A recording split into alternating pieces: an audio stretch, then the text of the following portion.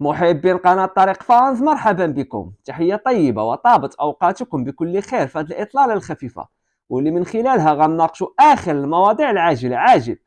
مدرب فرنسي بارز يرشح المنتخب المغربي للفوز بكأس أفريقيا. أيضا الدوري الدولي التركي لكرة القدم، المنتخب الوطني الأقل من 17 سنة يفوز باللقب. هادشي كامل وكثر غتشاهدوا معنا في هذا المقطع، ولكن قبل نصلي ونسلم على خير المرسلين محمد رسول الله فضلا وليس امر. بغيتكم تدعموا قناتي بالاشتراك، تفعلوا اعجاب، ويلا على بركه الله. اعتبر كلود لوروا المدرب الفرنسي المتخصص في كره القدم الافريقيه ان المنتخب المغربي ابرز مرشح للفوز بكاس افريقيا في النسخه القادمه التي ستحتضنها المملكه المغربيه نهايه هذا العام.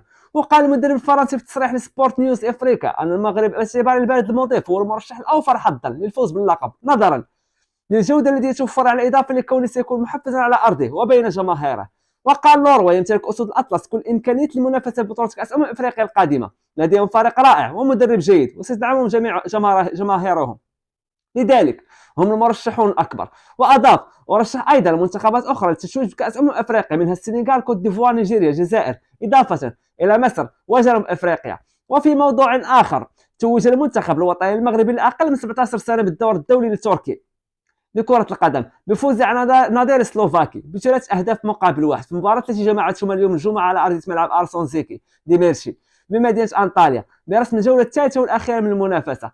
وأحرز الأهداف المنتخب الوطني في هذه المباراة كل من علي الفيلالي ومحمد منصف في الدقيقة 27 وإسماعيل زيان في الدقيقة 53.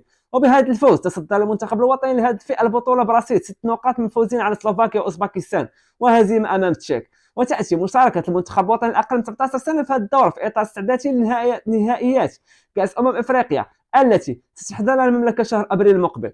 إذا تابعتي معي المقطع النهاية بغيتكم تدعموا قناة بالاشتراك، والى اللقاء أصدقاء في حلقة قادمة إن شاء الله.